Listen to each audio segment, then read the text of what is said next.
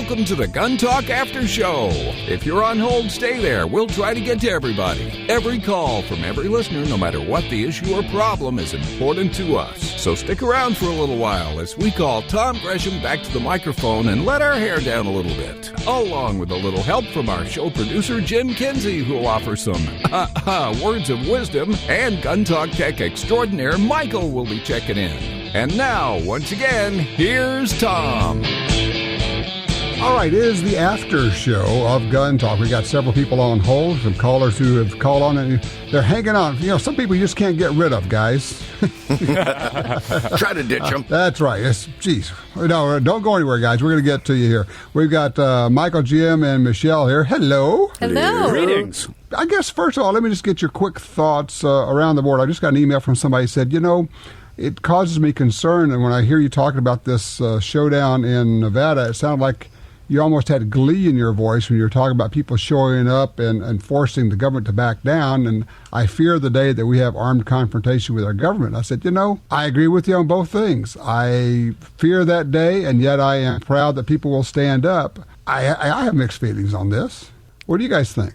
Well, I don't know how you can't have mixed feelings personally. I mean, you know, you want to fight and be a patriot, and it's a scary thought all at the same time. You know, you're sacrificing an awful lot. Well, yeah, you could sacrifice everything. I mean, not only could they kill you, they could take everything that you own, they could bankrupt your family, which they have done and continue to do, various agencies. They're okay doing that. Somebody, in fact, he wrote, this guy continued, he says, you know, they may just do like they did with the Elian Gonzalez case and just back off and then come back in the middle of the night when there are no cameras there and do what they want to do. In terms of how do you get this all to back down, well, that's where elections count. Yeah, are you familiar with Red River, Tom? Divides Oklahoma and Texas. It's the border of Oklahoma and Texas. Yeah, been there. Used to live right on the Red River. All right, BLM is now trying to confiscate, in essence, 116 miles along that coast to reshift based on how the river's moving. The border's always been to argued. Move the state line? Yeah, and there's a lot of people's property involved in that, and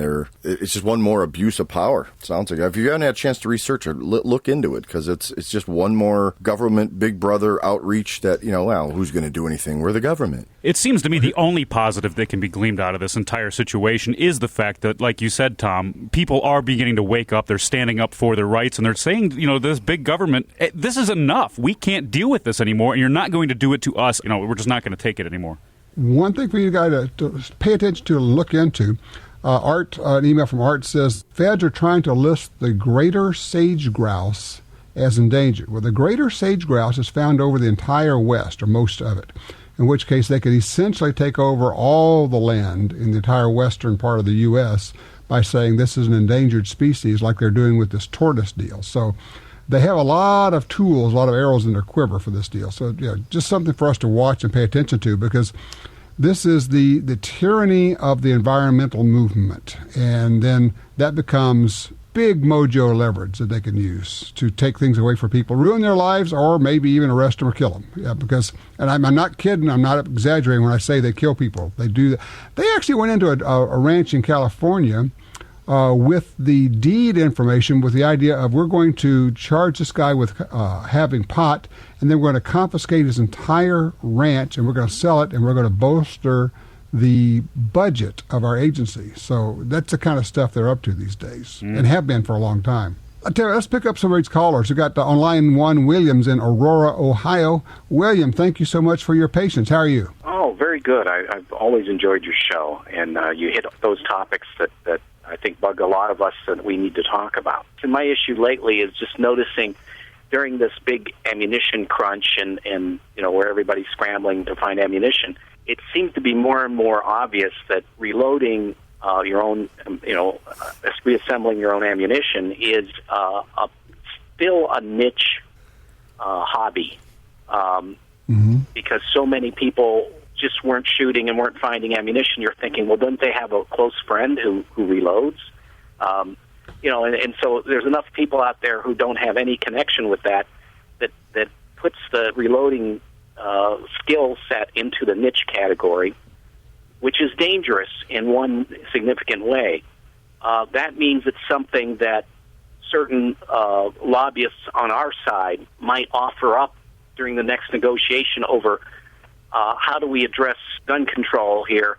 Unfortunately, our side tends to do things like give them something, maybe to mollify them. They've likened that. It's kind of like throwing babies off the back of the sled in hopes that the wolves will be satisfied before they get to you. Yeah, and one thing that makes it especially, I guess, dangerous to the reloading hobby is that any federal kinds of ammunition restrictions or controls or requirements on ammunition that involve something specific that identifies ammunition kind of logically would require that home manufacture of ammunition be outlawed. Because as a reloader, you could get around any of those. Sure, exactly right. And I share your concerns about this thing, William, and it's I think we all do. But, those assaults are coming from all directions and coming at us, on all fronts. I go back to, is everybody a member of the NRA? If you're a gun owner, you need to belong. People go, oh, I don't know. Give me a break. Just do it. Hey, William, thank you for the call. Appreciate that. By the way, guys, we got breaking news right now in Kansas City, Overland Park area. They are reporting shootings at 2 Jewish centers, which brings to mind another. I don't know why the Jewish community in America doesn't do like Jews in Israel do and arm themselves, but there seems to be a strong anti-gun feeling among American Jews, and I don't get that. And here we have 2 Jewish centers. This is early reports now. We've got somebody in custody shouting Allah Akbar and Hitler was right. Don't know if this is just what I'm getting right off the web, so this is very raw stuff. Not sure if this is true, but always confounded me why the majority of Jews in this country are anti-gun or pro-gun control, and you look at the history, you look at the Holocaust, and you think, how in the world can that be? It just seems so counterintuitive to me. And then there's the JPFO, though, on the other side of that. Well, that's true. Jews for the Preservation of Firearms Ownership, which is a very strong, maybe the strongest, you could say, gun rights group out there. And for those who don't know, you can check it out, JPFO on the web. An amazing group, real strong. Aaron Zellman started it. Charles Heller is now the executive director. He's the head of it and doing a great job. In fact, make a note, remind me, we've got to get Charles back on the show to talk about JPFO and what they've been up to. Sounds good. They do really good work. Tell you what, let's do this. I want to get George and Michael in, but I need to take a break. And George, I got to get this update from New York State to find out what's going on there. Let's take a quick break, and then we'll come back and get George and Michael. Don't go anywhere.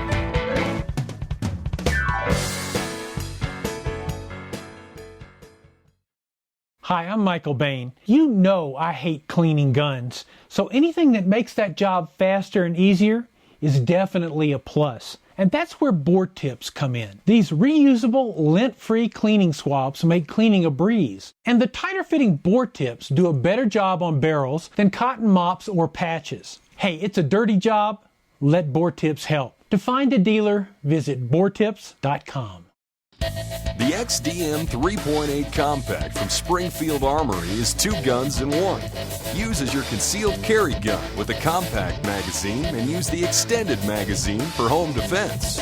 Carry 13 rounds of 9mm in the compact magazine and a whopping 19 rounds in the extended magazine. To see the entire family of Springfield Armory XDM pistols, go to SpringfieldArmory.com.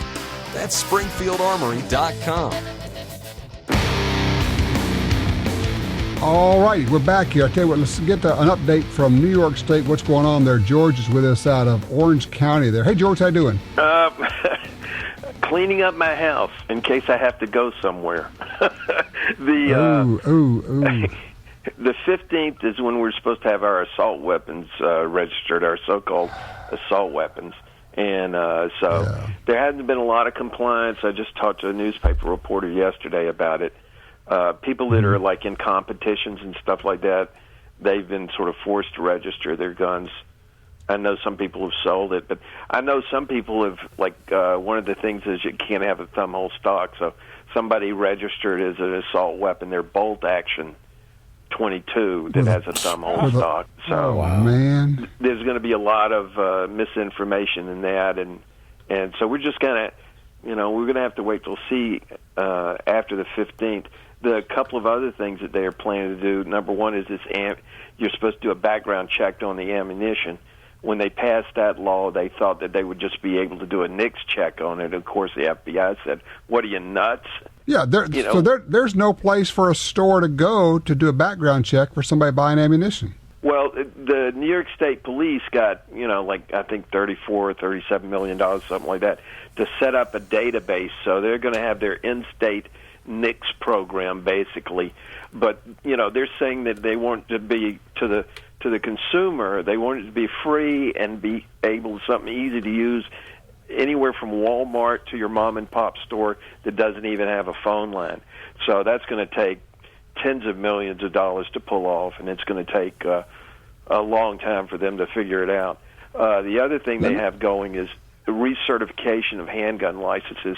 New York State's unique in the fact that we have lifetime licenses. So once you get it, it's good forever. But obviously over the years people die and move away. So our list of handgun owners is very inaccurate. So they want to do the recertification. But, that's going to be a lot of problems. And just one of the main problems, though, is the state police and the local pistol license department only has your physical address. They don't have your mailing address, which is sometimes different, especially with people who have post office boxes.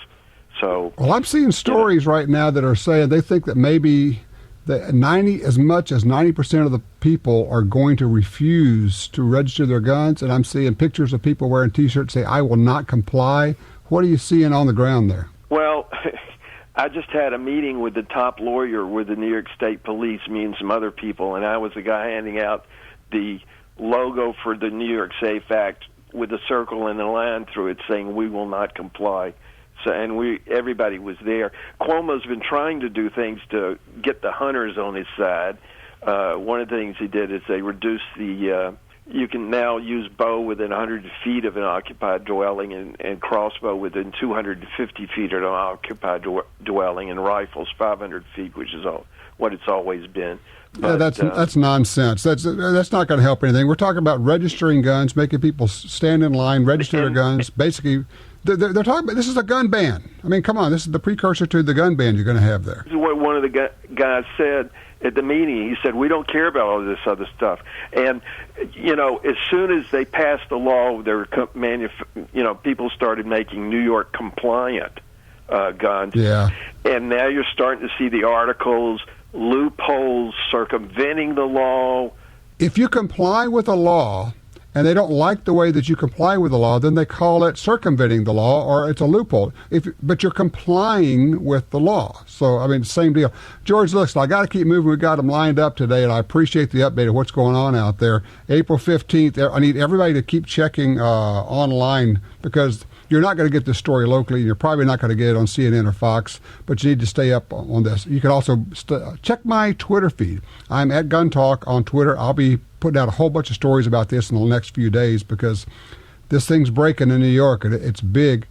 Guys, I don't know, 80%, 90% non-compliance. What do you think the state's going to do when people just simply say, "We are going to ignore your law en masse"?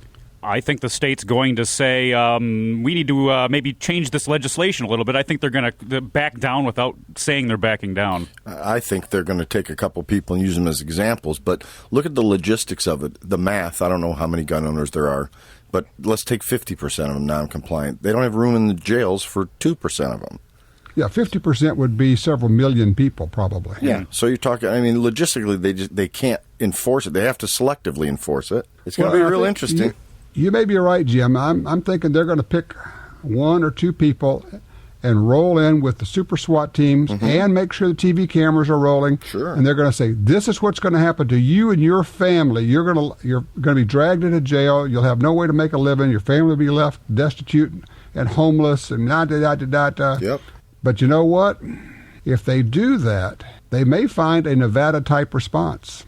I hope the East Coast is as grassroots as the Midwest and the West seem to be. What do you think the main symptom of them requiring background checks to purchase ammunition is going to be? Because it seems to me it's just going to dramatically increase the amount of theft and breaking-ins and enterings to acquire ammunition. The goal is to make it so hard for you to buy ammo or buy guns that you will simply choose to not. That is, ultimately that's the goal. We will make the process so onerous that people will simply say, I'm just not going to do it. I'm not going to own guns. And of course, if you get this next generation of kids that comes along, and they're going to look at all these restrictions and, background checks for ammo purchase, for gun purchase, for licensing, registration, stand in line, get photographed, get fingerprinted, be on a list.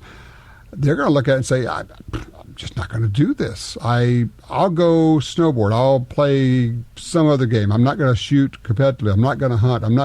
And then they go away, and then you lose a generation. And when you lose a generation, you lose the connection, and then gun ownership is essentially gone in that area, that community, that state, and even that country. When you guys look back at today's show, we kind of bounced around all over the place between the Nevada story, from triggers and everything else. I was interested in some of the calls we got from people who had put in an aftermarket trigger, and they just had that huge aha moment. I was just wondering, have you guys had either trigger jobs done or good triggers or replacement triggers done on some of your guns? I've done a polished job on the Glock. I didn't do I don't know if you call it a trigger job, but a polished job. It smooths it out a little bit, gets rid of some of that crunchy creep at the very beginning of the trigger. Right. I've shot a very similar Glock to mine with a multi-$1,000 trigger job, and it was just unbelievable. But then you have to ask yourself, at least I have to ask myself, is it worth it for a $500 or $600 gun to put that kind of money into it? And is it smart to do if you're going to use it as an everyday carry pistol?